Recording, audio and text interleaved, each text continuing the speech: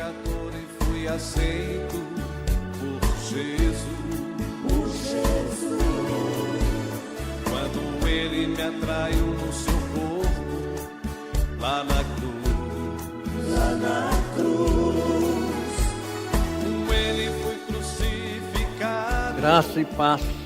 Morri e fui sepultado. Bom estarmos aqui no primeiro dia da semana, todos os dias que pudéssemos, né, estar. O salmista diz: alegrei-me quando me disseram, vamos à casa do Senhor. Uma coisa eu pedi a Deus e quero que Ele sempre me lembre disso. Oh, beleza, né? O que Ele tinha pedido? Que Ele podia estar na casa do Senhor todos os dias. Mas tem gente que não tem essa vontade não, né? Não tem esse pedido. Mas feliz aqueles que têm, que aproveitam o primeiro dia da semana, vem não como religiosamente se fala, já fiz a minha obrigação, já fui à escola bíblica, agora eu posso fazer o que eu quero. Não é nesse sentido, mas é agradecendo a Deus pelo que Ele fez por nós, está fazendo e vai fazer. A Bíblia Sagrada, eu estava lendo ontem, a negligência do sacerdote Eli. Eli foi um sacerdote que tinha 2 filhos, e estes filhos moravam no templo, como o sacerdote morava, e eles bagunçavam o coreto ali, roubava dinheiro, roubava comida, e o Eli sempre foi pacato e participando, né, sem interferir e sem colocar limite naqueles 2 filhos. E Deus prometeu liquidar com os 2 e também com ele, que não foi coerente com os ensinos bíblicos. Ele não colocou limite e com isso pagou caro. Perdeu os 2 filhos e ele morreu também. E a morte de Eli foi então assim, surpreendente, porque ele estava sentado na cadeira quando alguém veio anunciar que os 2 filhos dele tinham morrido. O susto foi tão grande que ele caiu para trás na cadeira. Devia ser uma cadeira de balanço, não é possível. Quebrou o pescoço e morreu. Deus cuidou dele, né, da maneira como ele tinha prometido, por causa da negligência com os filhos que faziam o que queriam. Então a gente, olhando esse texto da Bíblia Sagrada e sabendo que toda a palavra de Deus é para nossa orientação, eu me lembrei que lá nos Estados Unidos, para começar a doutrina do excesso de velocidade, naquela época não tinha radar. O que foi feito lá nos Estados Unidos, nas principais vias? Os acidentes que tinham, o carro que ficava todo danado, eles punham lá, na beirada da pista, e punham uma placa ali mostrando o que aconteceu e por quê. Sabe? Então era uma espécie de chamar a atenção, o cuidado que nós devemos ter na estrada, na velocidade. Aqui já puseram o radar, foi melhor, que assim ganha dinheiro e multa, né? Lá eles colocavam aqueles carros todos amassados que tiveram um acidente na estrada por excesso de velocidade, por falta de manutenção, pneus lisos e etc. Eles colocavam todas as plaquinhas ali mostrando por que aconteceu aquele acidente. Levando isso para a palavra de Deus, nós vamos vendo por que acontecem os acidentes na família, né? Porque Deus não se deixa escarnecer. Tudo que a pessoa planta, ela vai colher. Se você tem os seus filhos como uma herança que Deus te deu, é muito bonito, muito bom e etc., mas tem uma responsabilidade muito grande sobre eles.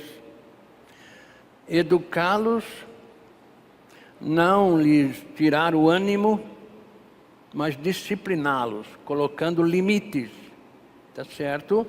E incentivá-los àquilo que é bom. Nós tivemos uma reunião com os jovens aqui ontem, eu fiquei surpreso, parabéns jovens por terem vindo, foi muito bom a sua presença aqui. E eu fiquei perguntando para eles sobre o nosso retiro espiritual do carnaval que vamos ter. Quantos já tinham feito a inscrição? Não compete a mim, isso compete à irmã Marlene. Mas eu fiquei sabendo que alguns não tinham assim ainda feito, ou quase todos.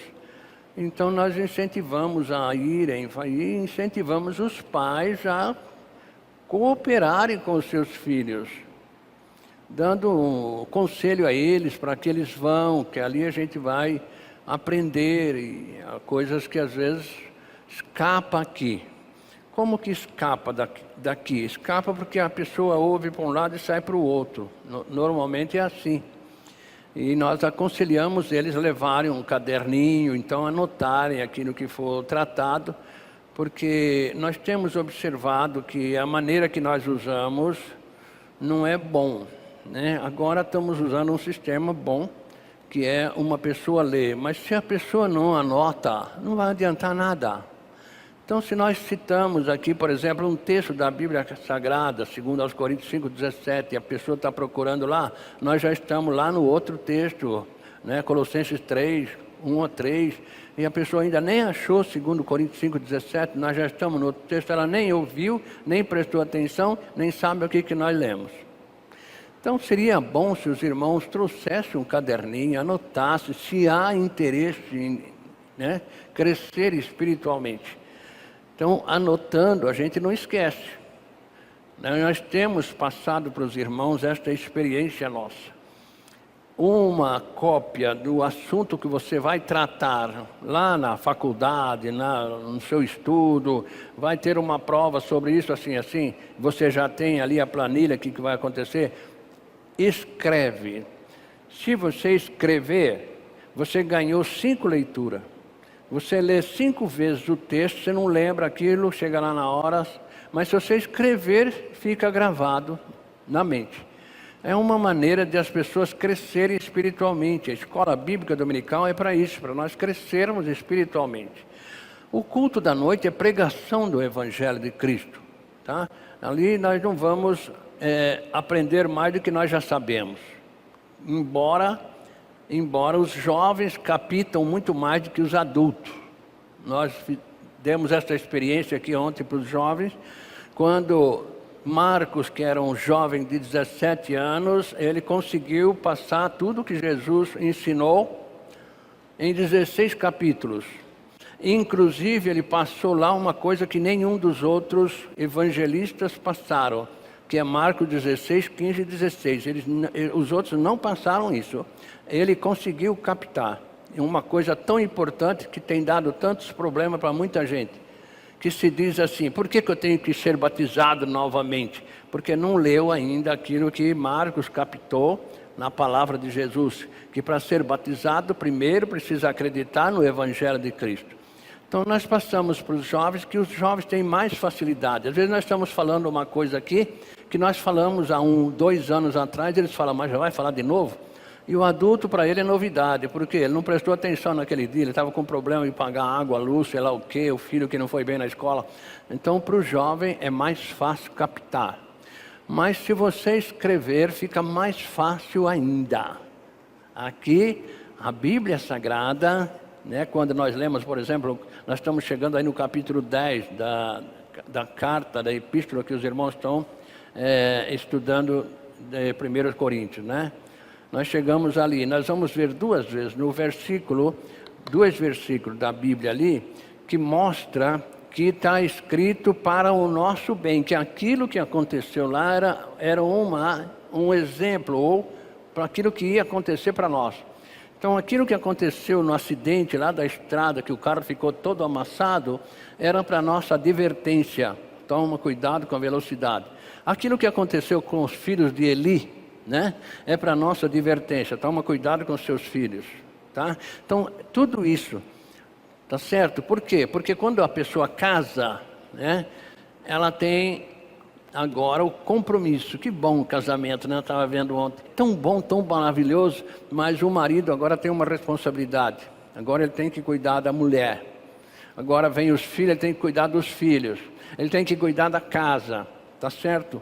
O marido é o cabeça da casa, é com ele a situação. Se há um protesto, é ele que vai assumir. Se há uma coisa errada lá, é ele. A polícia não vai tratar com a mulher dele, é com ele. Ele é o cabeça da casa.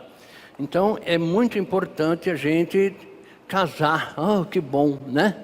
Cada um casa por um propósito, né? Um casa para fugir do pai e da mãe, que persegue muito. Outro casa para ter uma pessoa que faça uma comida melhor. Outro casa para ter um encosto e etc e tal.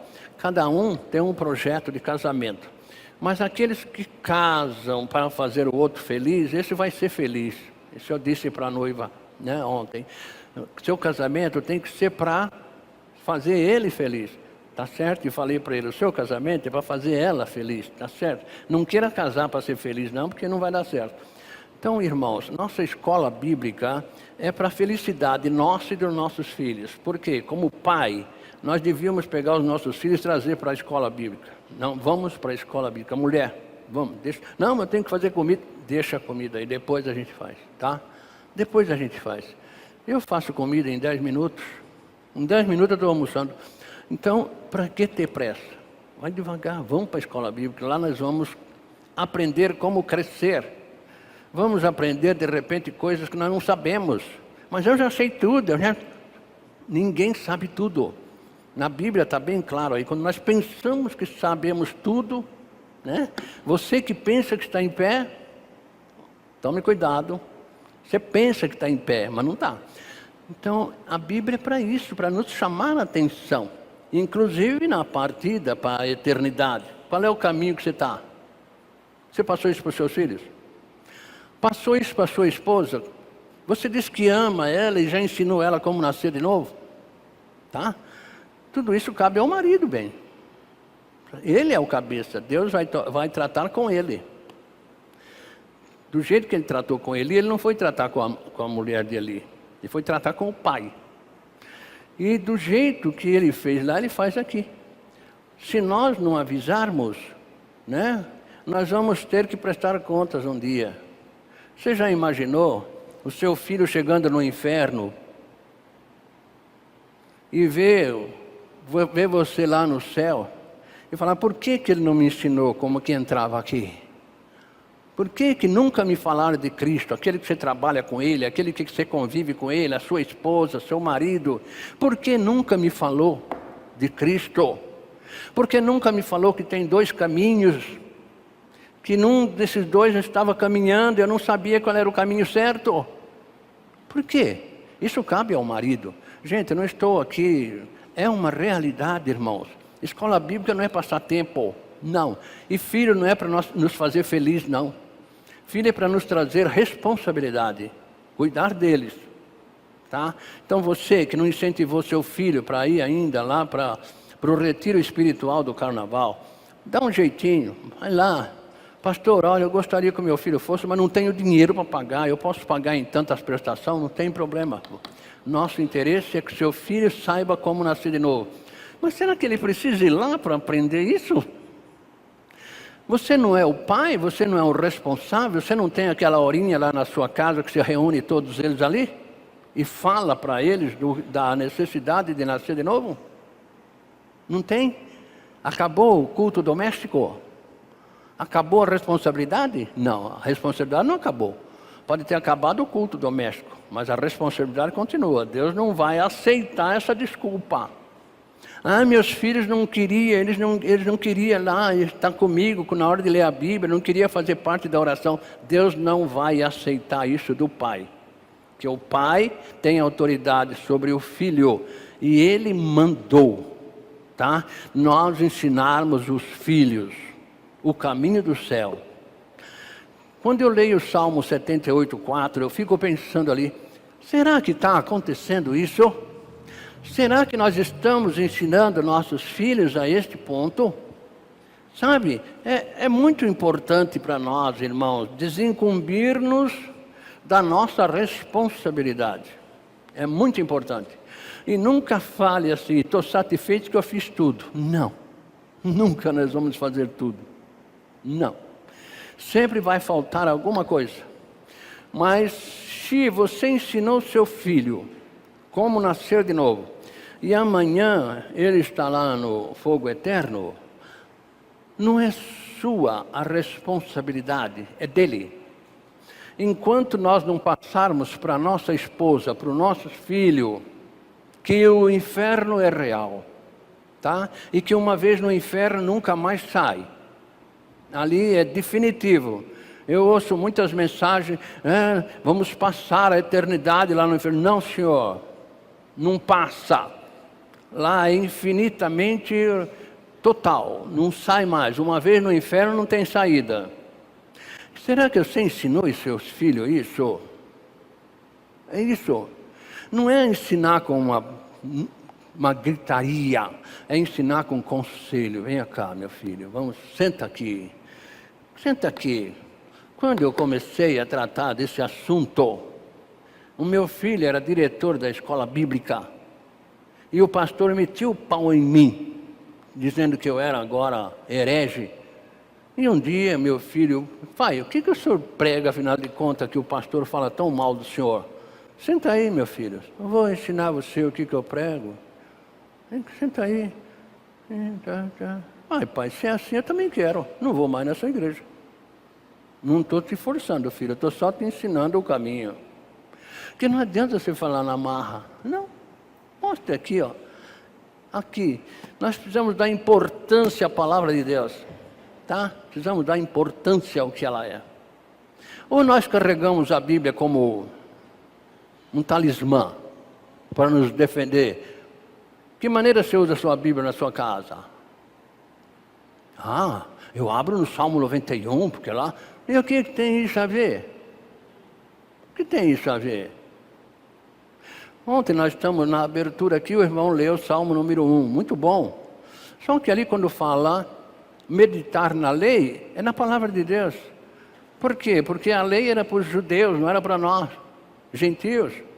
Vamos meditar na palavra de Deus ali. Somos felizes quando nós meditamos. Porque quando Jesus falou em Apocalipse capítulo 1, 3, ele não falou nada de, não senhor, é a Bíblia Sagrada. Feliz aqueles que ouvem as profecias daqui. O que é profecia? É anunciar aquilo que vai acontecer. Eu me considero profeta ao falar que se não nascer de novo vai para o inferno. Porque está escrito. Eu me considero profeta quando eu digo, se não tiver em Cristo, vai ser lançado no fogo. Por quê? Porque está escrito. Eu não sou profeta. Eu sou um recadeiro de Jesus. Tá certo, irmão? Então, se eu falo alguma coisa que desagrada o irmão, eu sou um recadeiro. Jesus mandou falar. Sim. Deus mandou falar. Que o que ele fez com ele vai fazer com você. Sim, senhor. Deus mandou falar que o filho que você tem é um presente que ele te deu. Sim, senhor. Então é isso, irmãos. Ter filho é muito bom, né? Gostoso. Eu sou pai, que beleza. Você é pai ou palhaço? Então, o pai é aquele que quer bem o filho e ensina o caminho do céu para o filho, que é o novo nascimento. Esse é o pai. Eu quero bem meu filho, tá certo? Eu vou ensinar. Se ele quiser, claro que eu vou ficar feliz. Se ele não quer, eu fico feliz e fico com pena.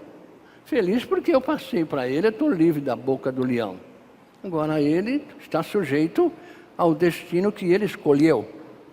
Porque o novo nascimento é opcional. Ninguém é obrigado a nascer de novo. Não. Deus não obriga ninguém. Isso é opcional. Agora depende para que você quer nascer de novo. Só para isso. Para que você quer nascer de novo? Nós vamos para a escolinha agora. Escolinha não, para o meu gabinete, enquanto as crianças vão lá para... né? Eu quero ir lá para o meu gabinete e dar oportunidade para quem quiser ir lá, vai. Por quê? Porque eu tenho 2 pessoas que vão e eu quero lançar o convite para quem quiser ir também, para ir lá. Tá certo? Para não falar, eu queria saber alguma coisa e o pastor não me ensinou. De repente você tem alguma coisa que você queria saber, vai lá. Eu não sei nada, mas o Espírito Santo sabe tudo. Ele sabe tudo. Tá certo? Vamos ficar em pé, eu vou fazer uma oração para as professoras reconhecerem a responsabilidade que elas têm. Tá certo? Muito bom, eu sou professora da escola bíblica. A responsabilidade sua é grande, hein? Tá? Vou orar pelos pais que estão aqui. Pai e mãe. Tá certo? Eu tenho 3 filhos, eu tenho 2. Você tem responsabilidade. Quanto mais filho, mais responsabilidade. Tá?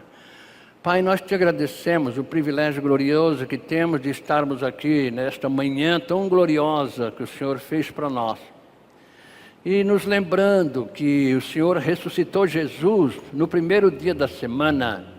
E nós te louvamos porque acreditamos que fomos ressuscitados com Ele, por acreditarmos que Ele nos atraiu no corpo dele lá na cruz, conforme Ele prometeu. E que está escrito que fomos crucificados com Ele, mortos com Ele, e que o Senhor nos ressuscitou com Ele. Muito obrigado, papai. O Senhor abençoe as professoras das crianças, Senhor, dando a elas sabedoria, consciência da grande responsabilidade que o Senhor lhes deu. Também o pai e a mãe destas crianças, desses adultos, filhos já grandes. Nunca é tarde para começar, Pai, nós sabemos disso. Dê sabedoria a esses pais e conscientização da responsabilidade que eles têm sobre os filhos. E abençoe, vai dar a aula aqui da escola bíblica com a bênção gloriosa de ser portador da tua palavra, não o gerador. Nós te louvamos e te agradecemos em nome de Jesus. Amém.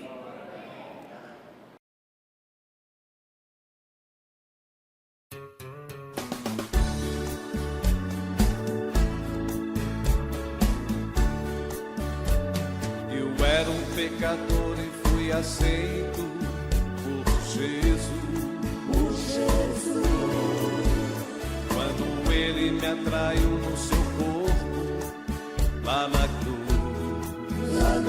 cruz, com Ele fui crucificado, morri e fui sepultado, e ao terceiro dia com Ele renasci. Ali o velho homem morreu, uma nova vida Ele me deu. Agora sou herdeiro